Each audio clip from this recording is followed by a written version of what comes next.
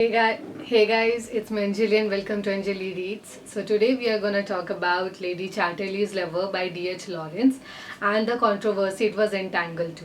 So before that, let's dive into the story. So it began with a female protagonist, an upper class woman. Her name was Constance Reed or Connie.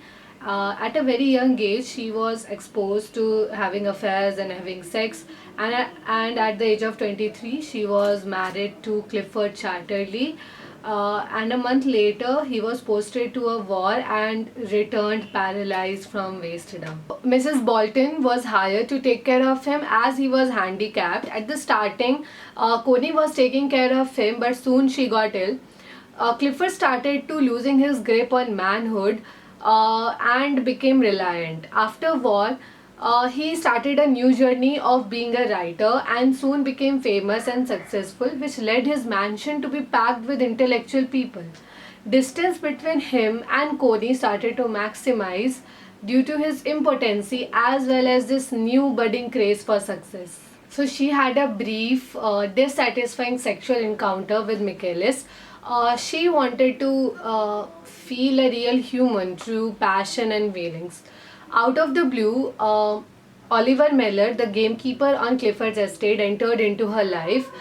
He used to keep her at an arm's length because he was very well aware of the differences between their classes, but she was drawn to him. So they had sex occasionally, but she was not feeling it. In the woods, they had sex on the forest floor and finished off at the same time. Because of this, she felt connected to him on spiritual and sensual level. And she was actually swooning with delight when she found out that she was pregnant with Meller's child. So Meller's ex-wife started to spread rumors against him and Coney, and they were not actually rumors, to be honest. And he was fired. On the other hand, Coney revealed about the baby to Clifford and asked for the divorce, but he refused.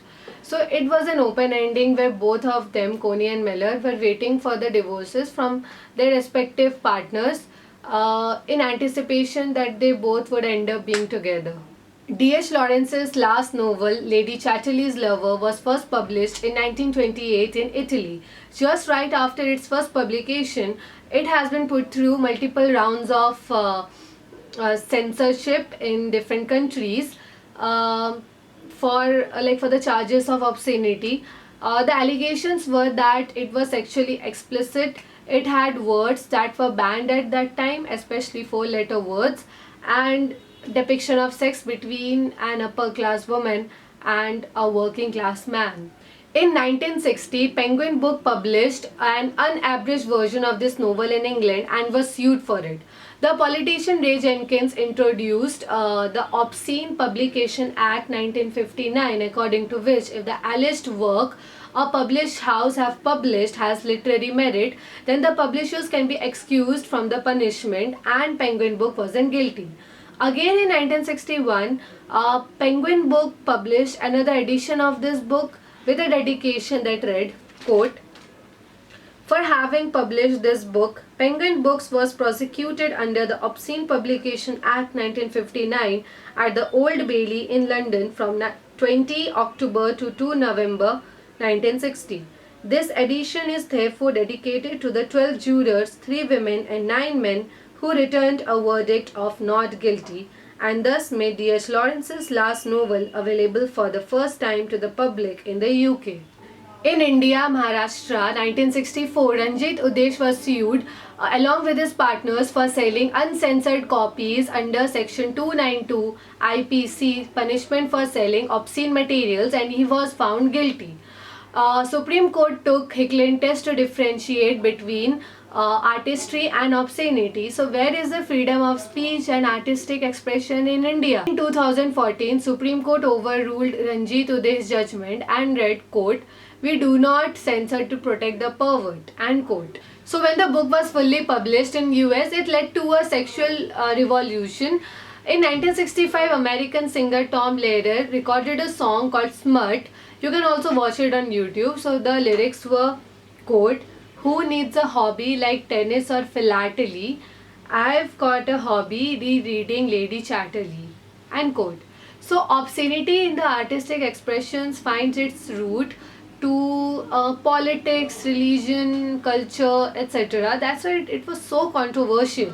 Another reason being that it was one of the few novels that validates female sexual desire. That's why reading this book was like pouring melting iron in their pants, especially of upper class men. As a piece of literature, I love the book. I liked how it validates women's desire and other things. I also like the fact that like Coney isn't submissive at all. Kind of. Coney isn't submissive. But if I take other books of such kind into account, generally the female characters are submissive and gives the cue to the men's hand. But in this book, she loves herself too much and she knows what she needs. But the only thing I hated about the book was that it was kind of promoting infidelity. Like she wanted to leave her husband in that condition. She was cheating on him. She could have left him in the first place. And there is this funny thing that I've read in the introduction. So Lawrence had a friend from war days, Arlen, and this character Michaelis is based on him. So it read, quote, the affair Coney has with him after her husband has been shipped back from the war paralyzed from the waist down is represented as unsatisfactory largely because he is such an inadequate lover, someone who was always come and finished so quickly, like so many modern men. Connie reflects Michaelis was finished almost before he had begun, and she refers at one point to his pathetic 2 second spasms. All this is in contrast to Miller, who not only does not come too quickly, but can also come again within a relatively short period. For Arlen not to have been hurt and offended by this aspect of his characterization would have taken a good deal of tolerance or a subtle understanding of how most novelists work. Poor Arlen. So now let's move into the quotes. Hate is a growing thing like anything else. It is the inevitable outcome of forcing ideas onto life, of forcing one's deepest instincts, our deepest feeling we force according to certain ideas. We drive ourselves with a formula like a machine. The logical mind pretends to rule the roost and the roost turns into pure hate. And dimly she realized one of the great laws of the human soul, that when the emotional soul receives a wounding shock which does not kill the body, the soul seems to recover as the body recovers. But this is only appearance. It is really only the mechanism of the reassumed habit. Slowly the wound to the soul begins to make itself felt, like a bruise which only slowly deepens its terrible ache till it feels all the psyche, and when we think we have recovered and forgotten, it is then that the terrible after effects have to be encountered at their worst. Life always a dream or a frenzy inside an enclosure. The physical sense of injustice is a dangerous feeling. Once it is awakened, it must have outlet, or it eats away the one in whom it's aroused. A woman has to live her life or live to repent not having lived it. It's really true. I'm gonna rate it 8 on 10 just as a piece of literature. I don't wanna promote infidelity at all. So bye guys, meet you in my next video, most probably talking about a self-help book. So bye guys.